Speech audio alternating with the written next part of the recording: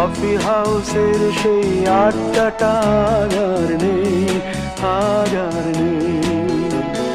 কোথায় হারিয়ে গেল সোনালি বিকেলগুলো সেই আর নেই।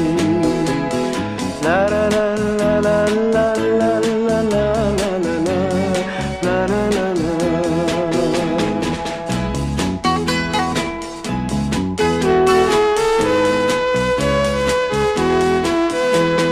নিখিলেশ প্যারিসে, মইদুল ঢাকাতে, নেই তারা আজ কোনো খবরে।